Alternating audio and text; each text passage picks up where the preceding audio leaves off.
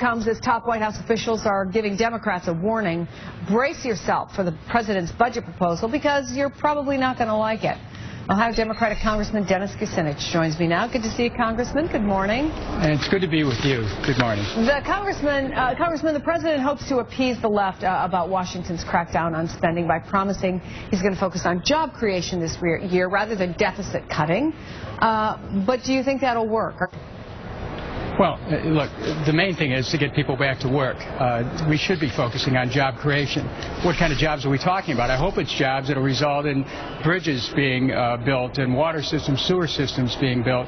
We need to repair America's infrastructure. If the president starts to focus on that and is able to get the resources from Congress to put America back to work, that'll be good for the American people, it'll be good for the economy, it'll be good for President Obama as well. Well, everybody thinks that putting people back to work is a good idea, and obviously it'll be helpful. The kinds of changes that need to be made, though, they're not going to happen overnight, and that's why there's going to be so much push to slash things out of the budget. What are you worried most about? Well,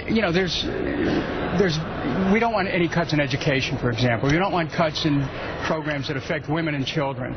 We have to be sure that we're not cutting out regulatory funds that would mean we'd have less environmental protection or less protection of people for people who fly or less protection for consumers in the marketplace. So we have to be very careful that we do not effectively undermine America's ability to protect the American people. On the other hand, we have to have some history here. You know, the reason why we got into problems in the first place, the Bush tax cut, the wars in Afghanistan and Iraq, the recession, Bush's Medicare Part D. I mean, that's the background. Now the president has to take control of the economy, get people back to work, and I'm certainly going to support his effort to try to create jobs. Do you think that the fact that it's an election year, Congressman, and you've been through more than a few of them, a presidential election year, makes it more or less likely we'll see these kinds of cuts that you're talking about? Well, I think it'd be more likely that we're going to see job programs, more likely that we're going to see investment in major infrastructure programs. I mean, in Cleveland, we're looking to get a new bridge built, and we may need some help from the federal government on that. I think we will need help. So there's some issues that the president can't ignore, and if he addresses them, go back to work, helps to rebuild the infrastructure, the American people are going to respond appreciatively. On the other hand, if all the focus is on deficit cutting, I don't think that's going to do it. Deficit cutting in and of itself doesn't solve the problem. There does have to be some spending here. Well, let me ask you about your home state and the election. We all know Ohio is a key presidential battleground, and right now President Obama and Mitt Romney are in a statistical dead heat. But 51% of Ohio voters say he doesn't deserve another term in office. Can Barack Obama win Ohio?